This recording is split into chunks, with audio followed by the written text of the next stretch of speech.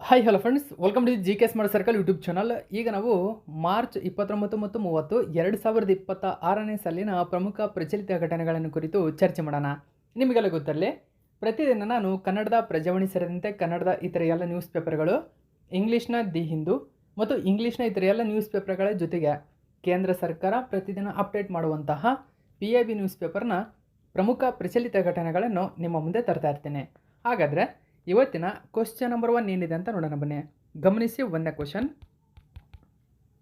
ಇತ್ತೀಚೆಗೆ OECD ವರದಿಯ ಪ್ರಕಾರ ಜಾಗತಿಕ ಅನಿಶ್ಚಿತತೆಗಳ ಹೊರತಾಗಿಯೂ, ಅಂದರೆ ಇತ್ತೀಚೆಗೆ ಯುದ್ಧಗಳು ನಡೀತಾ ಇದ್ದಾವೆ ಜಾಗತಿಕವಾಗಿ, ಇದರ ಹೊರತಾಗಿಯೂ ಭಾರತವು ವೇಗವಾಗಿ ಬೆಳೆಯುತ್ತಿರುವ ಪ್ರಮುಖ ಆರ್ಥಿಕತೆಯಾಗಿ ಮುಂದುವರಿಯುತ್ತಿದೆ ಎಂದು OECD ವರದಿ ಮಾಡಿದೆ. ಹಾಗಾದರೆ OECD ವರದಿಯ ಪ್ರಕಾರ 2025-26ಕ್ಕೆ ಭಾರತದ ಯೋಜಿತ GDP ಬೆಳವಣಿಗೆಯ ದರ ಎಷ್ಟು? ನೋಡಿ, ಮೋಸ್ಟ್ ಇಂಪಾರ್ಟೆಂಟ್ ಆಗುತ್ತೆ. ಅದಕ್ಕೆ ಸರಿಯಾಗಿರತಕ್ಕಂಥ ಉತ್ತರ ಆಪ್ಷನ್ ನಂಬರ್ 4, 7.6%. ಈ ಒಂದು ಮಾಹಿತಿಯನ್ನು ದಿ ಹಿಂದೂ ಪೇಪರಲ್ಲಿ ಕೊಟ್ಟಿದ್ದರು. ನೋಡಿ, OECD ರಿಪೋರ್ಟ್ ಬಿಡುಗಡೆಯಾಗಿದೆ.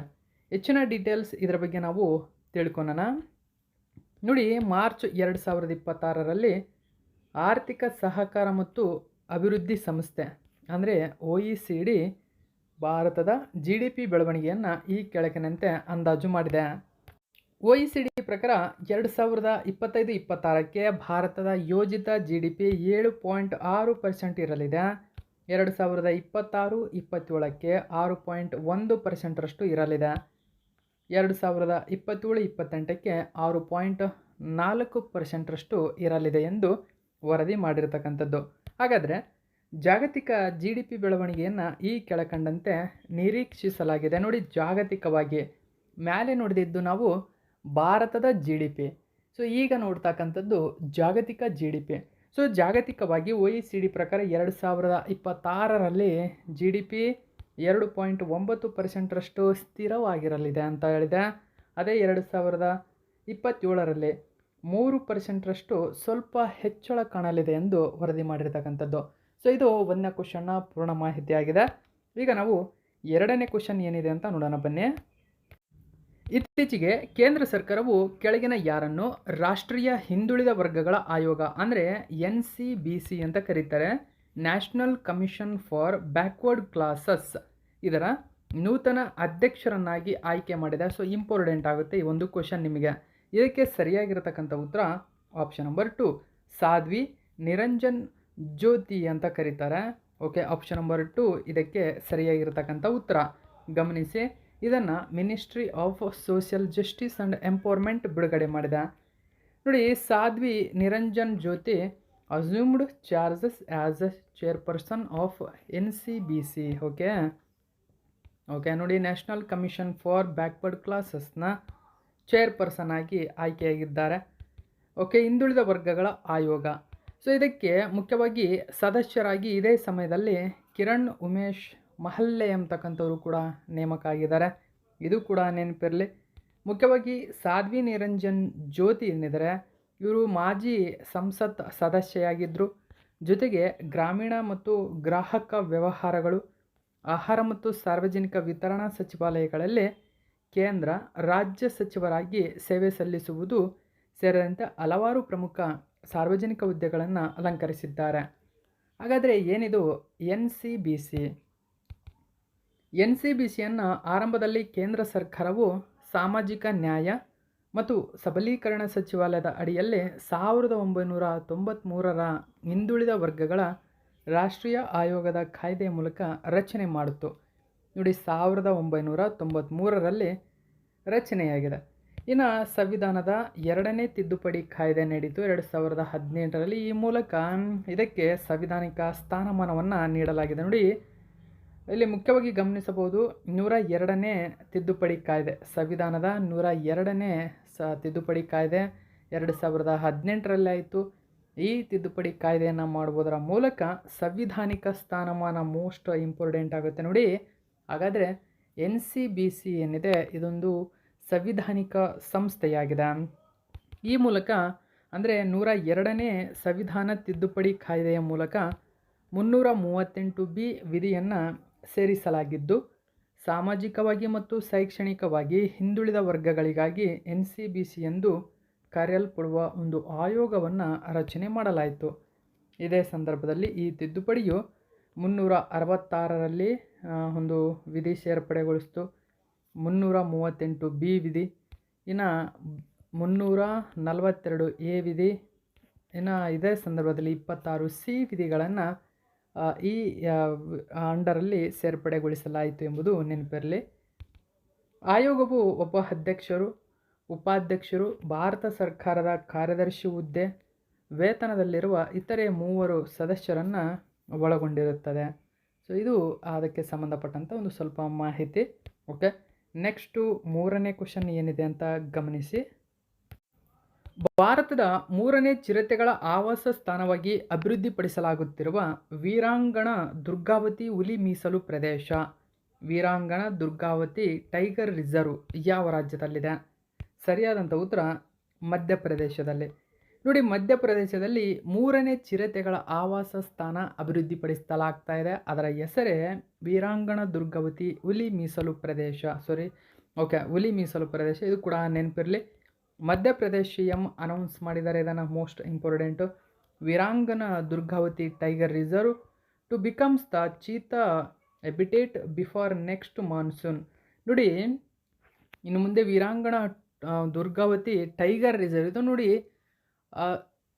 ಹುಲಿಗಳಿಗಾಗಿ ಮೀಸಲಿರ್ತಕ್ಕಂಥ ಒಂದು ಮೀಸಲು ಪ್ರದೇಶ ಇದು. ಇದನ್ನು ಇದೀಗ ಚೀತೆಗಳ ಮೀಸಲು ಸ್ಥಾನವಾಗಿ ಅಭಿವೃದ್ಧಿಪಡಿಸಲಾಗ್ತಾ ಇದೆ. ಇದು 3ನೇ ಹುಲಿಗಳ ಆವಾಸ ಸ್ಥಾನವಾಗಿ ನಿರ್ಮಾಣಗೊಳ್ತಾ ಇದೆ.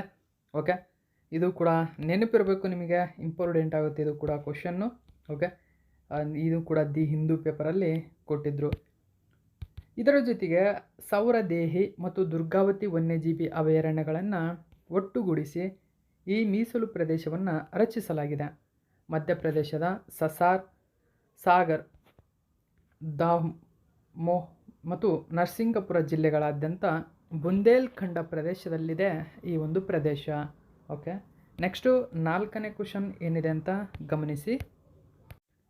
ಇತ್ತೀಚೆಗೆ ಡಿಜಿಟಲ್ ಪಾವತಿ ಪರಿಸರ ವ್ಯವಸ್ಥೆಯನ್ನು ಬಲಗೊಳಿಸಲು ಮತ್ತು ಆರ್ಥಿಕ ಭದ್ರತೆಯನ್ನು ಹೆಚ್ಚಿಸಲು ಭಾರತದ ಕೆಳಗಿನ ಯಾವ ಬ್ಯಾಂಕ್ ಪಾವತಿ ವಿಷನ್ 2028 ನೋಡಿ, ಇಂಗ್ಲೀಷಲ್ಲಿ ನೋಡ್ಕೊಳ್ಳಿ, ಪೇಮೆಂಟ್ಸ್ ವಿಷನ್ 2028 ಎಂಬ ಮಾರ್ಗಸೂಚಿಯನ್ನು ಬಿಡುಗಡೆ ಮಾಡಿದೆ. ನೋಡಿ, ಪೇಮೆಂಟ್ಸ್ ವಿಷನ್ 2028.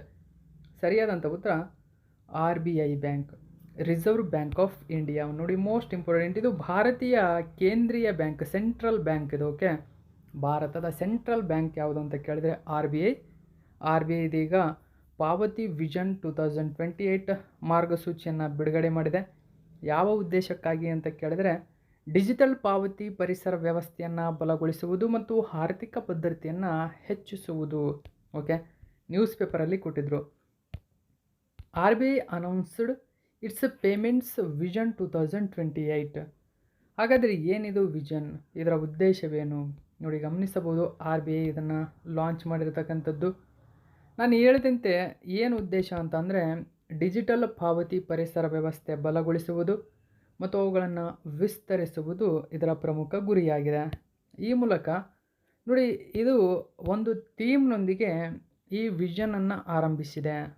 ಆ ಥೀಮ್ನ ಹೆಸರು ಗಮನಿಸಿ, ಶೇಪಿಂಗ್ ಇಂಡಿಯಾಸ್ ಪೇಮೆಂಟ್ ಫ್ರಾಂಟಿಯರ್ ಅಂತ ಕರೀತಾರೆ. ಅಂದರೆ ಭಾರತದ ಪಾವತಿ ಗಡಿಯನ್ನು ರೂಪಿಸುವುದು ಎಂಬ ಥೀಮ್ನೊಂದಿಗೆ ಈ ವಿಷನನ್ನು ಪ್ರಾರಂಭಿಸಿದ್ದಾರೆ.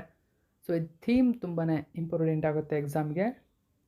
ಮುಖ್ಯವಾಗಿ ಈ ವಿಷನ್ ಡಾಕ್ಯುಮೆಂಟ್ ಬಳಕೆದಾರರ ಸಬಲೀಕರಣಗೊಳಿಸುವುದು, ವಂಚನೆಯ ವಿರುದ್ಧ ರಕ್ಷಣೆ ಮಾಡುವುದು, ಗಡಿಯಾಚೆಗಿನ ಪಾವತಿ ಚೌಕಟ್ಟುಗಳ ದಕ್ಷತೆಯನ್ನು ಸುಧಾರಿಸುವುದರ ಮೇಲೆ ಕೇಂದ್ರೀಕರಿಸುತ್ತದೆ. ನೆಕ್ಸ್ಟು 5ನೇ ಕ್ವಶನ್ ಗಮನಿಸಿ. ಸೋನೋವಾಲ್ ಕಚಾರಿ ಸಮುದಾಯವು ಪ್ರಾಥಮಿಕವಾಗಿ ಯಾವ ರಾಜ್ಯದಲ್ಲಿ ಕಂಡುಬರುತ್ತದೆ? ಅಸ್ಸಾಂನಲ್ಲಿ ಕಂಡುಬರುತ್ತದೆ. ಯಾಕೆ ಸುದ್ದಿಯಲ್ಲಿದೆ ಹಾಗಾದರೆ ಈ ಸೋನೋವಾಲ್ ಕಚಾರಿ ಕಮ್ಯುನಿಟಿ? ಓಕೆ, ಇದ್ರ ಬಗ್ಗೆ ಡೀಟೇಲ್ಸನ್ನು ತಿಳ್ಕೊಳೋಣ. ನೋಡಿ, ಅಸ್ಸಾಂ ಟ್ರೈಬ್ಸ್ನ ಹಾರ್ಬಲ್ ರೆಮಿಡೀಸ್ ರಿವೀಲ್ 39 ಮೆಡಿಕಲ್. ನೋಡಿ, ಇಲ್ಲಿ ಇದು ಮುಖ್ಯವಾಗಿ 39 ರೀತಿಯ ಗಿಡಮೂಲಿಕೆಗಳನ್ನು ಇದೀಗ ಗುರುತಿಸಲಾಗಿದೆ. ಅಂದರೆ ಅಸ್ಸಾಂನಲ್ಲಿರತಕ್ಕಂಥ ಈ ಟ್ರೈಬ್ಗಳು ಅಥವಾ ಅಲ್ಲಿನ ಬುಡಕಟ್ಟು ಜನರು ಉಪಯೋಗಿಸ್ತಕ್ಕಂತಹ ಈ ರೆಮಿಡಿಗಳೇನಿದ್ದಾವೆ, ಇವು ಆರೋಗ್ಯದ ದೃಷ್ಟಿಯಿಂದ ಅತ್ಯಮೂಲ್ಯವಾಗಿರತಕ್ಕಂಥ ಔಷಧೀಯ ಗುಣಗಳನ್ನು ಹೊಂದಿರತಕ್ಕಂಥ ಗಿಡಮೂಲಿಕೆಗಳು. ಇದಕ್ಕೆ ಸರ್ಕಾರ 39 ಗಿಡಮೂಲಿಕೆಗಳನ್ನು ಅಥವಾ ಪ್ಲ್ಯಾಂಟ್ಗಳನ್ನು ಗುರುತಿಸಿದ್ದು, ಅವುಗಳನ್ನು ಗುರುತು ಮಾಡಲಾಗಿದೆ. ಆ ಕಾರಣಕ್ಕಾಗಿ ಈ ಟ್ರೈಬ್ ಈಗ ತುಂಬಾ ಸುದ್ದಿಯಲ್ಲಿದೆ. ಸೊ ಇದು ಕೂಡ ನೆನಪಿರಬೇಕು ನಿಮಗೆ. ಸೋನೋವಾಲ್ ಕಚಾರಿ ಸಮುದಾಯ ಯಾವ ರಾಜ್ಯದಲ್ಲಿ ಕಂಡುಬರುತ್ತದೆ ಅಂತ ಕೇಳ್ತಾರೆ. ಅಸ್ಸಾಂ. ಈ ಸಮುದಾಯ ಏನು ಮಾಡುತ್ತೆ, ಜ್ವರ, ಕೆಮ್ಮು, ಮೂತ್ರಪಿಂಡದ ಕಲ್ಲುಗಳು ಮತ್ತು ಚರ್ಮ ರೋಗದಂತಹ ಕಾಯಿಲೆಗಳಿಗೆ ಚಿಕಿತ್ಸೆ ನೀಡಲು ಬಳಸುತ್ತಿದ್ದ 39 ಸಸ್ಯಗಳನ್ನು ಹೊಸ ಅಧ್ಯಯನವು ದಾಖಲಿಸಿದೆ. ಸೋನೋವಾಲ್ ಕಚಾರಿಗಳು ಮುಖ್ಯವಾಗಿ ಈಶಾನ್ಯ ಭಾರತದ ಅಲ್ಲೇ ವಾಸಿಸತಕ್ಕಂತಹ ಸ್ಥಳೀಯ ಜನರು. ಅವರಲ್ಲಿ ಹೆಚ್ಚಿನವರು ಅಸ್ಸಾಂನಲ್ಲಿ ವಾಸಿಸುತ್ತಿದ್ದಾರೆ. ಅಲ್ಲಿ ಅವರು 3ನೇ ಅತಿದೊಡ್ಡ ಬಯಲು ಬುಡಕಟ್ಟು ಮತ್ತು ಅತ್ಯಂತ ಹಳೆಯ ಬುಡಕಟ್ಟುಗಳಲ್ಲಿ ಒಬ್ಬರು. ಸೋನೋವಾಲ್ ಎಂಬ ಹೆಸರು ಚಿನ್ನದ ಪದದಿಂದ ಬಂದಿದೆ.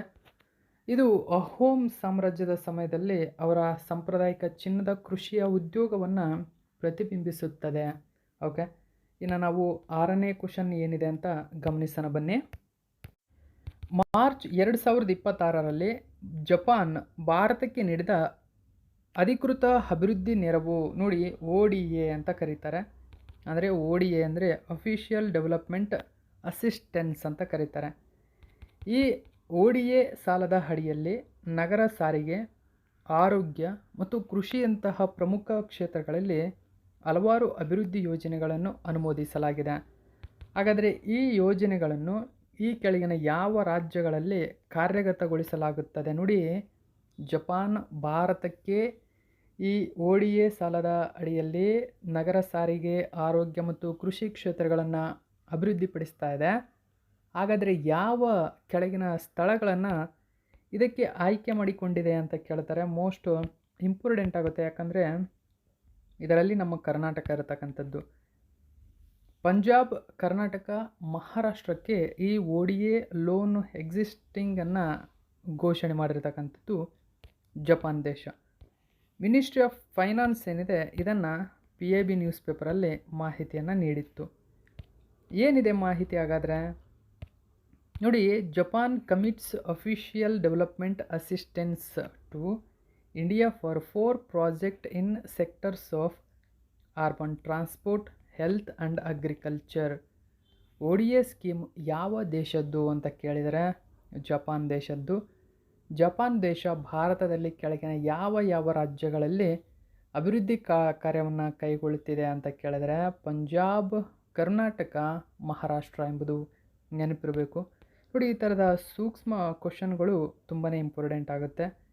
ಈ ಯೋಜನೆ ಅಡಿಯಲ್ಲಿ ಮುಖ್ಯವಾಗಿ ಜಪಾನ್ ಕರೆನ್ಸಿಯ ಪ್ರಕಾರ 275.858 ಬಿಲಿಯನ್ ಘೋಷಣೆ ಮಾಡಿದೆ. ಅಪ್ರಾಕ್ಸಿಮೇಟಲಿ ಭಾರತೀಯ ಕರೆನ್ಸಿಯ ಪ್ರಕಾರ 16,420 ಕೋಟಿ ರೂಪಾಯಿ ಒಟ್ಟು ಪ್ರಾಜೆಕ್ಟ್ನ ಮೊತ್ತ ಎಂಬುದನ್ನು ಗಮನಿಸಬೇಕು. ನೋಡಿ, ಸರಿಸುಮಾರು 16,420 ಕೋಟಿಯ ಅಭಿವೃದ್ಧಿ ಒಂದು ಸಹಾಯವನ್ನು ಸಾಲದ ರೂಪದಲ್ಲಿ ಘೋಷಣೆ ಮಾಡಿರ್ತಕ್ಕಂಥದ್ದು. ಸೊ ಇದರಿಂದ ಯಾವ್ಯಾವ ಒಂದು ಕ್ಷೇತ್ರಗಳಲ್ಲಿ ಅಭಿವೃದ್ಧಿಪಡಿಸಲಾಗ್ತಾ ಇದೆ ಅಂತ ನಿಮಗೆ ಗೊತ್ತಾಗಿದೆ. ನಗರ ಸಾರಿಗೆ, ಆರೋಗ್ಯ ಮತ್ತು ಕೃಷಿ ಕ್ಷೇತ್ರಗಳಲ್ಲಿ ಇದರಲ್ಲಿ ಅಭಿವೃದ್ಧಿಪಡಿಸಲಾಗ್ತಾ ಇದೆ. ಹೇಳಿದಂತೆ ಪಂಜಾಬ್, ಕರ್ನಾಟಕ, ಮಹಾರಾಷ್ಟ್ರ ಫಲಾನುಭವಿಗಳ ರಾಜ್ಯಗಳು. ಓಕೆ, ನೆಕ್ಸ್ಟು 7ನೇ ಕ್ವಶನ್ ನೋಡಿ. ಇತ್ತೀಚೆಗೆ ಸುದ್ದಿಗಳಲ್ಲಿ ಕಂಡುಬರುತ್ತಿದ್ದ ಲೈಮ್ ಕಾಯಿಲೆ ಕೆಳಗಿನ ಯಾವ ಏಜೆಂಟಿನಿಂದ ಉಂಟಾಗುತ್ತದೆ? ಬ್ಯಾಕ್ಟೀರಿಯಾದಿಂದ ಲೈಮ್ ಕಾಯಿಲೆ ಉಂಟಾಗುತ್ತದೆ. ಓಕೆ ನೋಡಿ, ಲೈಮ್ ಡಿಸೀಸ್. ಓಕೆ, ಸೊ ಹೆಚ್ಚಿನ ಯಾಕೆ ಸುದ್ದಿಯಲ್ಲಿದೆ ಇದರ ಬಗ್ಗೆ ನಾವು ತಿಳ್ಕೊಳ್ಳೋಣ. ಇದನ್ನು ಕೂಡ ಇಂಡಿಯಾ ಟುಡೇ ನ್ಯೂಸ್ ಪೇಪರಲ್ಲಿ ಕೊಟ್ಟಿದ್ದರು. US ಔಷಧ ತಯಾರಿಕಾ ಒಂದು ಫಿಜರ್ ಮತ್ತು ಫ್ರಾನ್ಸ್ನ ವಾಲ್ನೆವಾ ಅಂತ ಕರೀತಾರೆ. ಇವು ತಮ್ಮ ಪ್ರಾಯೋಗಿಕ ಲೈಮ್ ರೋಗ ಲಸಿಕೆಯು ಕೊನೆಯ ಹಂತದ ಪ್ರಯೋಗದಲ್ಲಿ 70% ಹೆಚ್ಚು ಪರಿಣಾಮಕಾರಿತ್ವವನ್ನು ತೋರಿಸಿದೆ ಎಂದು ವರದಿ ಮಾಡಿದೆ.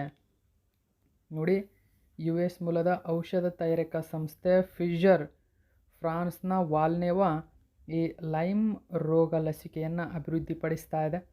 ಈ ಲಸಿಕೆ 70%ರಷ್ಟು ಗುಣಪಡಿಸುವ ಒಂದು ಗುಣವನ್ನು ಹೊಂದಿರತಕ್ಕಂಥದ್ದು ಕಂಡುಬಂದಿದೆ.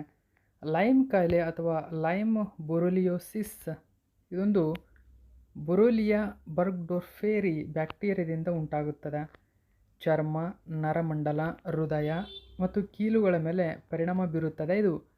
ಈ ರೋಗಕ್ಕೆ ಯುನೈಟೆಡ್ ಸ್ಟೇಟ್ಸ್ ಕನೆಕ್ಟಿಕಟ್ ಲೈಮ್ ಎಂದು ಹೆಸರಿಸಿದೆ ನೋಡಿ. ನೆಕ್ಸ್ಟ್ 8ನೇ ಕ್ವಶನ್ ಗಮನಿಸಿ. ಇತ್ತೀಚೆಗೆ ಬಿಡುಗಡೆ ಮಾಡಲಾದ 2025ರ ಆವರ್ತಕ ಕಾರ್ಮಿಕ ಬಲ ಸಮೀಕ್ಷೆ ಅಂದರೆ PLFS ಅಂತ ಕರೀತಾರೆ, ಇಂಗ್ಲೀಷಲ್ಲಿ ನೋಡ್ಕೊಳ್ಳಿ, ಪಿರಿಯೋಡಿಕ್ ಲೇಬರ್ ಫೋರ್ಸ್ ಸರ್ವೆ. ಈ 2025ರ ವರದಿಯ ಪ್ರಕಾರ 2023 ಮತ್ತು 2025ರ ನಡುವೆ ಭಾರತೀಯ ಕಾರ್ಮಿಕ ಮಾರುಕಟ್ಟೆಯಲ್ಲಿ ನೋಡಿ, ಭಾರತೀಯ ಕಾರ್ಮಿಕ ಮಾರುಕಟ್ಟೆಯಲ್ಲಿ ಸ್ವಯಂ ಉದ್ಯೋಗಿ ವರ್ಗ ನೋಡಿ ಗಮನಿಸಬಹುದು, ಇಂಗ್ಲೀಷಲ್ಲಿ ನೋಡ್ಕೊಳ್ಳಿ, ಸೆಲ್ಫ್ ಎಂಪ್ಲಾಯ್ಡ್ ಕ್ಯಾಟಗರಿ ಅಂತ ಕರೀತಾರೆ. ಅಂದರೆ ಸ್ವಯಂ ಉದ್ಯೋಗ ಮಾಡ್ತಕ್ಕಂಥವರು, ಓಕೆ, ಪೆಟ್ಟಿಗೆ ಅಂಗಡಿ ಆಗಿರ್ಬೋದು, ಹೂ ಮಾರುವವರಾಗಿರ್ಬೋದು, ಹಣ್ಣು ತರಕಾರಿಗಳು ಮಾರುವವರಾಗಿರ್ಬೋದು. ಸೊ ಇವರು ಅಂದರೆ ಸ್ವಯಂ ಉದ್ಯೋಗವನ್ನು ಮಾಡ್ತಕ್ಕಂಥವರು. ಇದಕ್ಕೆ ಸಂಬಂಧಪಟ್ಟಂತೆ ಈ ಕೆಳಗಿನ ಯಾವ ಪ್ರವೃತ್ತಿಯನ್ನು ಗಮನಿಸಲಾಗಿದೆ ನೋಡಿ. PLFS ವರದಿಯ ಪ್ರಕಾರ ಏನು ಗಮನಿಸಲಾಗಿದೆ ಅಂದರೆ ಆಪ್ಷನ್ ನಂಬರ್ 1 ಸರಿಯಾಗಿದೆ. ಇದು 2023ರಲ್ಲಿ ನೋಡಿ 58.2%ರಿಂದ 2025ರಲ್ಲಿ 56.2%ಕ್ಕೆ ಕ್ರಮೇಣ ಕುಸಿತವನ್ನು ತೋರಿಸಿದೆ. ಅಂದರೆ ಸೆಲ್ಫ್ ಎಂಪ್ಲಾಯ್ಡ್ ಕ್ಯಾಟಗರಿಯಲ್ಲಿ ಕುಸಿತಗೊಂಡಿದೆ. ಸ್ವಯಂ ಉದ್ಯೋಗ ಮಾಡುವವರ ಸಂಖ್ಯೆ ಇದೀಗ ಕುಸಿತಗೊಂಡಿದೆ ಎಂದು ವರದಿ ಮಾಡಿದೆ. ಅಂದರೆ ಸರಿಸುಮಾರು 58.2 ಇದ್ದಿದ್ದು 56.2%ಕ್ಕೆ ಇಳಿಕೆಯಾಗಿದೆ ಕೇವಲ 2 ವರ್ಷದಲ್ಲಿ. ಓಕೆ, 2%ರಷ್ಟು ಸೆಲ್ಫ್ ಎಂಪ್ಲಾಯ್ಗಳು ಕಡಿಮೆಯಾಗಿರತಕ್ಕಂಥದ್ದನ್ನು ವರದಿ ಮಾಡಿದೆ.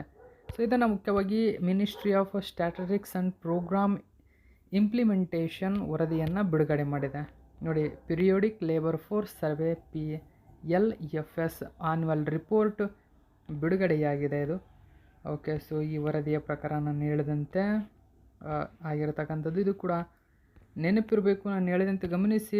ಉದ್ಯೋಗ ಮತ್ತು ನಿರುದ್ಯೋಗ ಸೂಚಕಗಳನ್ನು ಅಂದಾಜು ಮಾಡಲು ರಾಷ್ಟ್ರೀಯ ಅಂಕಿಅಂಶ ಕಚೇರಿ NSO 2017ರಲ್ಲಿ PLFS ಅನ್ನು ಪ್ರಾರಂಭಿಸಿದೆ ನೋಡಿ. ಗಮನಿಸಬಹುದು ನೀವು, ಆವರ್ತಕ ಕಾರ್ಮಿಕ ಬಲ ಸಮೀಕ್ಷೆಯ ವಾರ್ಷಿಕ ವರದಿಯನ್ನು ಪ್ರತಿ ವರ್ಷ ಯಾವ ಕೆಳಗಿನ ಸಂಸ್ಥೆ ಬಿಡುಗಡೆ ಮಾಡುತ್ತದೆ ಅಂತ ಕೇಳಿದ್ರೆ NSO ರಾಷ್ಟ್ರೀಯ ಅಂಕಿಅಂಶ ಕಚೇರಿ ಬಿಡುಗಡೆ ಮಾಡುತ್ತದೆ. ಸೊ ರಾಷ್ಟ್ರೀಯ ಅಂಕಿಅಂಶ ಕಚೇರಿ ಅಥವಾ ನ್ಯಾಷನಲ್ ಸ್ಟ್ಯಾಟಿಸ್ಟಿಕ್ಸ್ ಆರ್ಗನೈಜೇಷನ್ನ PLFSನ ವರದಿಯ ಪ್ರಮುಖ ಸಾರಾಂಶಗಳನ್ನು ನಾವು ನೋಡೋದಾದರೆ 15 ವರ್ಷಕ್ಕಿಂತ ಮೇಲ್ಪಟ್ಟ ವಯಸ್ಸಿನವರಿಗೆ ಕಾರ್ಮಿಕ ಬಲ ಭಾಗವಹಿಸುವಿಕೆಯ ದರ ನೋಡಿ 59.3ನಲ್ಲಿ ಸ್ಥಿರವಾಗಿದೆ. ಇದರಲ್ಲಿ ಪುರುಷರು 79.1% ಇದ್ದರೆ ಮಹಿಳೆಯರು 40% ಇದ್ದಾರೆ. ಇನ್ನು ಕಾರ್ಮಿಕ ಜನಸಂಖ್ಯಾ ಅನುಪಾತ ನಾವು ನೋಡೋದಾದರೆ 57.4% ಇದೆ. ಇನ್ನು ಇಳಿಕೆಯಾಗುತ್ತಿರುವ ನಿರುದ್ಯೋಗ ನೋಡಿ, ಇಲ್ಲಿನ ಇಳಿಕೆಯಾಗುತ್ತಿರುವ ನಿರುದ್ಯೋಗ ಅಂತ ಮಾಡ್ಕೊಳ್ಳಿ. ಒಟ್ಟಾರೆ ನಿರುದ್ಯೋಗ ದರ ನೋಡಿ ಅರ್ಬನ್ URನಲ್ಲಿ 3.1% ಇದ್ದರೆ ಯುವ ನಿರುದ್ಯೋಗ 15ರಿಂದ 29 ವರ್ಷದವರೆಗೆ ಇಂದಿನ ವರ್ಷದಲ್ಲಿ 10.3ರಿಂದ 9.9%ಕ್ಕೆ ಇಳಿಕೆಯಾಗಿದೆ. ಅಂದರೆ ನಿರುದ್ಯೋಗ ಸ್ವಲ್ಪ ಮಟ್ಟಿಗೆ ಕಡಿಮೆಯಾಗಿದೆ. ಕೃಷಿ ಉದ್ಯೋಗದ ಪಾಲು 44.8%ರಿಂದ 43%ಕ್ಕೆ ಇಳಿಕೆಯಾಗಿದೆ. ಆದರೆ ಉತ್ಪಾದನೆ ಹೆಚ್ಚಾಗಿರತಕ್ಕಂಥದ್ದು 12.1%ಕ್ಕೆ ಹೆಚ್ಚಳವಾಗಿದೆ. ಸ್ವಯಂ ಉದ್ಯೋಗಿಗಳ ಪಾಲು ನಾನು ಹೇಳಿದಂತೆ 58.2ರಿಂದ 2025ಕ್ಕೆ 56.2%ಕ್ಕೆ ಇಳಿಕೆಯಾಗಿದೆ. ಓಕೆ, ಇದು 8ನೇ ಕ್ವಶನ್ನ ಪೂರ್ಣ ಮಾಹಿತಿನ. 9ನೇ ಕ್ವಶನ್ ನೋಡಿ. ವಿಶ್ವ ಹವಾಮಾನ ದಿನವನ್ನು ಪ್ರತಿ ವರ್ಷ ಯಾವ ದಿನಾಂಕದಂದು ಆಚರಿಸಲಾಗುತ್ತದೆ? ಮಾರ್ಚ್ 23 ಸರಿಯಾಗಿರ್ತಕ್ಕಂಥ ಉತ್ತರ. 1950ರಲ್ಲಿ ವಿಶ್ವ ಹವಾಮಾನ ಸಂಸ್ಥೆ ಈ ದಿನವನ್ನು ಸ್ಥಾಪನೆ ಮಾಡಿದೆ. 2026ರ ಥೀಮ್ ಏನು ಅಂತ ಕೇಳಿದ್ರೆ ಗಮನಿಸಬಹುದು, ಅಬ್ಸರ್ವಿಂಗ್ ಟುಡೇ ಪ್ರೊಟೆಕ್ಟಿಂಗ್ ಟುಮಾರೋ, ಇಂದು ಗಮನಿಸುವುದು ನಾಳೆಯನ್ನು ರಕ್ಷಿಸುವುದು ಎಂಬುದು ಈ ವರ್ಷದ ಥೀಮ್ ಆಗಿದೆ. ಸೊ ಥೀಮ್ ನಿಮಗೆ ನೆನಪಿರಲಿ. ನೆಕ್ಸ್ಟ್ 10ನೇ ಕ್ವಶನ್ ನೋಡಿ. 2026ನೇ ಸಾಲಿನ ಪ್ರತಿಷ್ಠಿತ ರಾಮನಾಥ್ ಗೋಯಂಕ ಶ್ರೇಷ್ಠತಾ ಪ್ರಶಸ್ತಿಗಳಿಗೆ 24 ಜನರನ್ನು ಆಯ್ಕೆ ಮಾಡಲಾಗಿದೆ. ಹಾಗಾದರೆ ರಾಮನಾಥ್ ಗೋಯಂಕ ಶ್ರೇಷ್ಠತಾ ಪ್ರಶಸ್ತಿಯನ್ನು ಕೆಳಗಿನ ಯಾವ ಕ್ಷೇತ್ರದಲ್ಲಿನ ಪ್ರಮುಖ ಸಾಧಕರಿಗೆ ನೀಡಲಾಗುತ್ತದೆ? ಸರಿಯಾದಂಥ ಉತ್ತರ ಪತ್ರಿಕೋದ್ಯಮ. ನೋಡಿ, ರಾಮನಾಥ್ ಗೋಯಂಕ ಎಕ್ಸಲೆನ್ಸ್ ಅವಾರ್ಡನ್ನು ಪತ್ರಿಕೋದ್ಯಮ ಕ್ಷೇತ್ರಕ್ಕೆ ನೀಡ್ತಕ್ಕಂಥ ಅತ್ಯುನ್ನತ ಪ್ರಶಸ್ತಿಯಾಗಿದೆ. ಇಂಡಿಯಾ ಟುಡೇ ನ್ಯೂಸ್ ಪೇಪರಲ್ಲಿ ಈ ಒಂದು ಮಾಹಿತಿ ಕೊಟ್ಟಿದ್ದರು. India today group once again the most awarded network at Ramnath Goenka excellence in journalism award. ನೋಡಿ, ಇದೊಂದು ಜರ್ನಲಿಸಮ್ಗೆ ಸಂಬಂಧಪಟ್ಟಿರ್ತಕ್ಕಂಥ ಒಂದು ಅವಾರ್ಡು. ಓಕೆ, ಈ ವರ್ಷ 19 ವಿಭಾಗಗಳಲ್ಲಿ 24 ಪತ್ರಕರ್ತರನ್ನು ಆಯ್ಕೆ ಮಾಡಲಾಗಿದೆ. ಈ ಪ್ರಶಸ್ತಿಗಳನ್ನು ಭಾರತದ ಉಪರಾಷ್ಟ್ರಪತಿ CP ರಾಧಾಕೃಷ್ಣನ್ ಅವರು ಮಾರ್ಚ್ 27, 2026ರಂದು ಪ್ರಾರಂಭ ಮಾಡಿದರು. 2006ರಲ್ಲಿ ರಾಮನಾಥ್ ಗೋಯಂಕ ಸ್ಮಾರಕ ಪ್ರತಿಷ್ಠಾನವು ಸ್ಥಾಪಿಸಿದಂತಹ ಈ ಪ್ರಶಸ್ತಿಗಳು ಮುದ್ರಣ, ಡಿಜಿಟಲ್ ಮತ್ತು ಪ್ರಸಾರ ಪತ್ರಿಕೋದ್ಯಮದಲ್ಲಿನ ಶ್ರೇಷ್ಠತೆಯನ್ನು ಗೌರವಿಸುತ್ತದೆ. ಪ್ರತಿ ಪ್ರಶಸ್ತಿಯು 1 ಲಕ್ಷ ನಗದು ಬಹುಮಾನ, ಟ್ರೋಫಿ ಮತ್ತು ಪ್ರಶಂಸನಾ ಪತ್ರವನ್ನು ಒಳಗೊಂಡಿರುತ್ತದೆ. ಸೊ ಇದು ಇವತ್ತಿನ ಪ್ರಮುಖ ಪ್ರಚಲಿತ ಘಟನೆ. ಇದೇ ತರಹದ ಮಾಹಿತಿಯೊಂದಿಗೆ ಮತ್ತೆ ನಿಮ್ಮನ್ನು ಭೇಟಿ ಆಗ್ತೀನಿ. Thank you so much for watching my video friends.